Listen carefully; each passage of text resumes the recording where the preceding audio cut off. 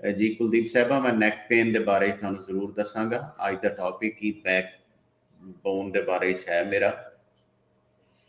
ਤੁਸੀਂ ਅਗਰ ਪੋਸੀਬਲ ਹੈ ਕੁਲਦੀਪ ਸਾਹਿਬਾ ਤੇ ਆਪਣੀ ਏਜ ਮੈਨੂੰ ਜ਼ਰੂਰ ਦੱਸ ਦਿਓ, ਕਿਉਂਕਿ ਜਿਹੜੀ ਫੀਮੇਲਸ ਹੁੰਦੀਆਂ ਨੇ ਉਹਨਾਂ ਦੇ ਵਿੱਚ ਏਜ ਦਾ ਬੜਾ ਕਨੈਕਸ਼ਨ ਹੈ ਬੈਕ ਬੋਨ ਦੇ ਪ੍ਰੋਬਲਮਸ ਦੇ ਨਾਲ, ਨੈਕ ਦੇ ਪ੍ਰੋਬਲਮ ਦੇ ਨਾਲ।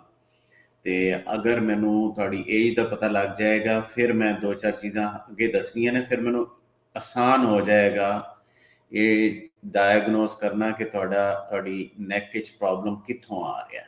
ਠੀਕ ਹੈ ਨਾ। ਹੁਣ ਤੇ ਨੈਕ ਵਿੱਚ ਪ੍ਰੋਬਲਮ ਜਿਹੜਾ ਹੈ ਉਹ ਇਸ ਵਜ੍ਹਾ ਨਾਲ ਵੀ ਆ ਜਾਂਦਾ ਹੈ ਕਿ ਅਗਰ ਅਸੀਂ ਜ਼ਿਆਦਾ ਦੇਰ ਕੰਪਿਊਟਰ ਯੂਜ਼ ਕਰੀਏ। ਅੱਛਾ, ਏਜ 40 ਜੀ, ਠੀਕ ਹੈ। ਕੁਲਦੀਪ ਕੌਰ ਸਾਹਿਬਾ ਤੁਹਾਡੀ ਏਜ 40 ਹੈ ਜਾਂ ਦੀਪ ਕੌਰ ਸਾਹਿਬਾ ਦੀ ਏਜ 40? ਅੱਛਾ, ਬਹਿਰਲ 40 ਦਾ ਮਤਲਬ ਇਹ ਹੈ ਕਿ ਤੁਸੀਂ ਠੀਕ ਹੈ।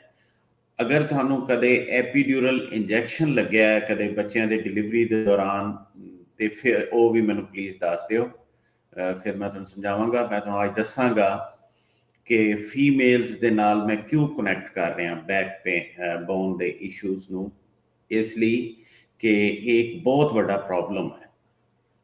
ਅੱਜ ਤੋਂ ਮੈਂ ਜਦੋਂ ਸਮਝ ਲਓ ਕਿ 11-12 ਸਾਲ ਪਹਿਲੇ ਮੈਂ ਲਾਈਵ ਸ਼ੋਅ ਕਰਨੇ ਸ਼ੁਰੂ ਕੀਤੇ ਸੀ, ਤੇ ਉਦੋਂ ਮੈਂ ਬੜਾ ਰੌਲਾ ਪਾਉਣਾ ਸ਼ੁਰੂ ਕਰ ਦਿੱਤਾ ਸੀ ਕਿ एपिड्यूरल इंजेक्शन नहीं लगाने देने। एपिड्यूरल इंजेक्शन की होता है, ये उर्दू में बात कर लेते हैं।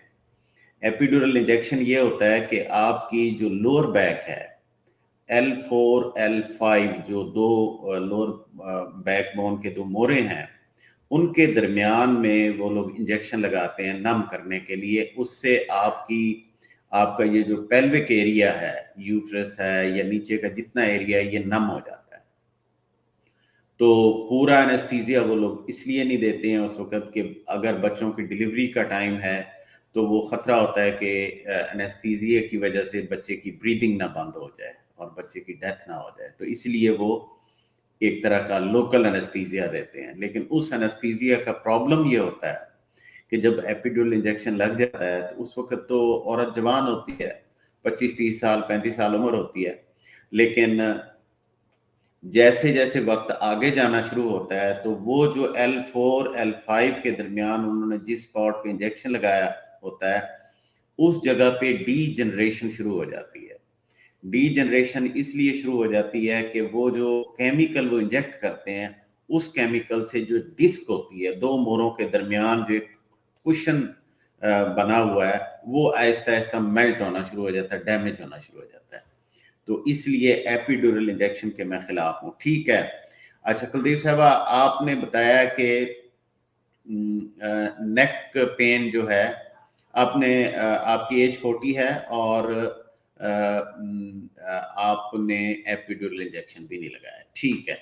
तो अच्छा, अब नेक पेन के बात शुरू की है तो मैं नेक पेन के हवाले से ही आपको बता देता हूँ कि याद रख लें कि इसमें एक तो ऐसे जब हम झुक के बैठते हैं, नीचे देखते हैं। अब आजकल ये है कि ज़रूरी नहीं है कि आप कंप्यूटर पे बैठें, आजकल हम में से हर किसी के हाथ में मोबाइल होता है, हम यूँ देख रहे होते हैं।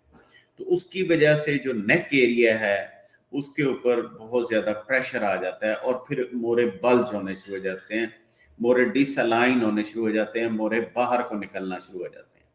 इसके अलावा जब हम सोते हैं तो उसमें भी ये होता है कि हमारे सोने के पोस्चर से भी जो नेक की अलाइनमेंट है मोरों की, वो डिसअलाइन होनी शुरू हो जाती है नेक जो है। ठीक है ना। तो ये रीज़न होते हैं। इसके लिए आम तौर पे मैं ये रिकमेंड करता होता हूँ कि अगर आपकी नेक में प्रॉब्लम है तो आप सीधे लेटें, किसी को कहें कि वो आपके सर को दोनों हाथों से पकड़े और आहिस्ता आहिस्ता अपनी तरफ खींचे, हल्के हल्के झटके लगा के, जोर से नहीं खींचना, हल्के हल्के झटके लगा के वो खींचे। तो उसका फायदा ये होगा कि आपकी नेक के मोरे जो हैं वो डी स्ट्रेच होने शुरू हो जाएंगे, खुलने शुरू हो जाएंगे। ये सबसे इंपॉर्टेंट होता है।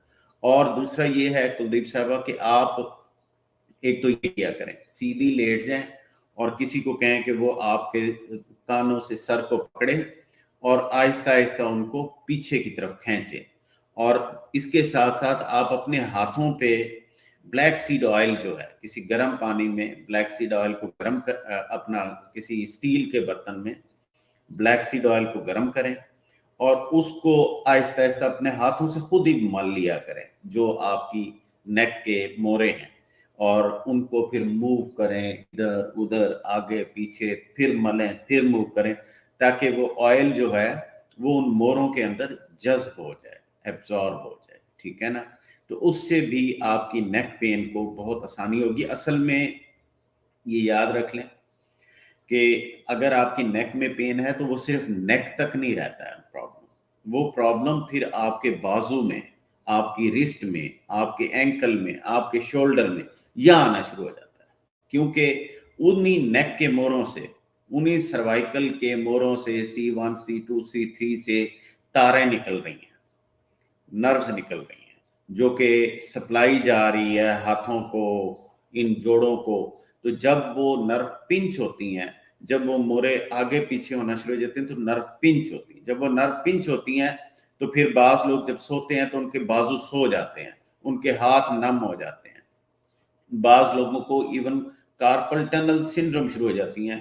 کارپل ٹنل سنڈروم یہ ہوتی ہے کہ بہت زیادہ درد شروع ہو جاتا ہے اور کام نہیں ہوتا ہے، گرپ نہیں کر سکتے ہیں، اور ڈاکٹر کہتے ہیں جی ہم آپ کی رسٹ میں انجیکشن لگا دیں گے۔ وہ سٹوپڈ لوگ ہیں، وہ سمٹم کی طرف جاتے ہیں، وہ یہ نہیں دیکھتے کہ پرابلم کہاں سے شروع ہو رہا ہے، ٹھیک ہے نا؟ تو یہ بڑی آسانی سے نیک کو ڈی اسٹریچ کر کے، اس کے علاوہ آج میں پروگرام میں اینڈ میں جب ہم سولوشنز کی طرف جائیں گے تو آپ کو ایک اور بڑا مزیدار حل بتاؤں گا، ٹھیک ہے نا؟ وہ بھی نیک کو ڈی اسٹریچ کرنے کے لیے بہت اچھا حل